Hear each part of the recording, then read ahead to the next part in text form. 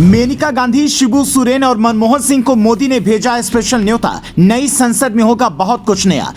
संविधान की कॉपी लेकर पैदल निकलेंगे मोदी, उनके पीछे होगा सांसदों का हुजूम। पहली बार निकलेगी सांसद रैली, हर सांसद को मिलेगा गिफ्ट। आप घर बैठे देखिए नई संसद में कहां क्या है। हम लेकर आए हैं आपके लिए वर्चुअल टूर।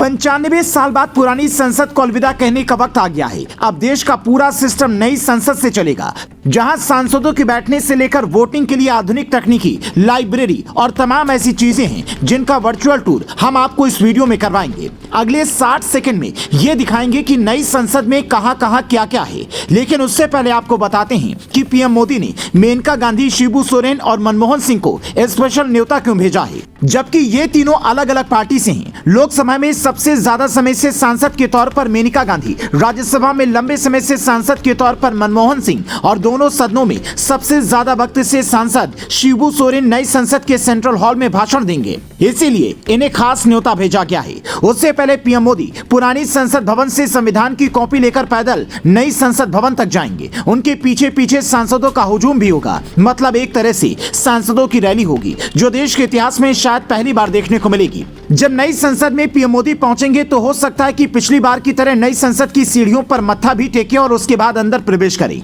जैसे ही नई संसद भवन में आप एंट्री लेंगे, दीवारों पर श्लोक लिखा हुआ दिखेगा, भारत की कला की झलक देखने को मिलेगी। उसके बाद आप सीधा संविधान हॉल में दाखिल होंगे। ये इस बिल्डिंग का सेंटर पॉइंट है। पीएम मोदी संविधान की कॉपी लेकर जो पहुंचेंगे उसे यहीं रखा जाएगा। यहाँ पहले से ही संविधान की डिजिटल कॉपी रखी है। जैसे आप मोबाइल स्क्रीन पर कुछ भी पढ़ सकते हैं, वैसे ही पेज दर पेज यहाँ भी संविधान पढ़ सकते हैं। इसी हॉल से एक रास्ता लोकसभा की तरफ, दूसरा रास्ता राज्यसभा की तरफ जाता है, जबकि तीसरा रास्ता सेंट्रल लाउंज की ओर जाता है। सेंट्रल लाउंज में सांसदों के बैठने, खाने पीने और चर्चा करने के लिए जगह है, जबकि लॉबी एरिया में बना गेट जैसे ही आप खोलेंगे सीधा लोकसभा में पहुंच जाएंगे, जिसे राष्ट्रीय पक्षी मोर की तरह डिजाइन किया गया है। यहाँ हर डेस्क पर इलेक्ट्रॉनिक डिवाइस लगी है। कुल 888 सांसद यहाँ बैठ सकते हैं। इसके बाद जब आप दूसरी तरफ से राज्यसभा में पहुंचते हैं तो उसे राष्ट्रीय फूल कमल की तर्ज पर डिजाइन किया गया है, जिसे लेकर हो सकता है कि मल्लिकार्जुन खड़गे सवाल भी उठाएं, क्योंकि उन्होंने G20 को राज्यसभा में G20 कहकर संबोधित किया।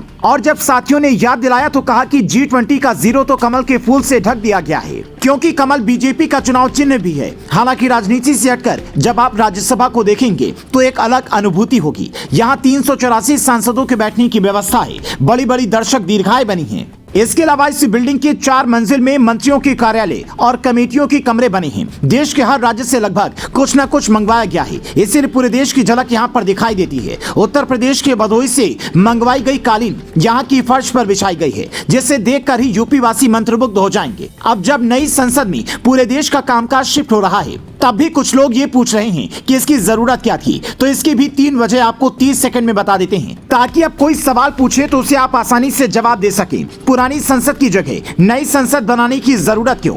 पहली वजह, इसे बनाते वक्त भूकंप रोधी रखने का ख्याल नहीं सोचा गया। ऐसे में नई संसद जरूरी थी। दूसरा, कम्युनिकेशन इंफ्रास्ट्रक्चर पुराना हो गया था। कई बार सवाल भी उठे, वोटिंग तकनीक गड़बड़ होती थी। तीसरा, पानी, सीवर लाइन, सीसीटीवी और एसी के सिस्टम समय के हिसाब से जोड़े गए, जिससे बिल्डिंग को नुकसान पहुंचा। ऐसे में नई बिल्डिंग जरूरी थी, इसलिए काफी मंथन के बाद इस पर काम शुरू हुआ और सिर्फ 29 महीने में यह बनकर तैयार हो गया, जबकि अंग्रेजों के जमाने में पुरानी संसद को बनाने में 5 साल वक्त लग गया था। गणेश चतुर्थी के दिन जब नई संसद का उद्घाटन हो ही रहा है, तो देश यही उम्मीद करेगा कि सत्ता और विपक्ष में चाहे कोई भी पार्टी रहे, पर शांति से सदन चले।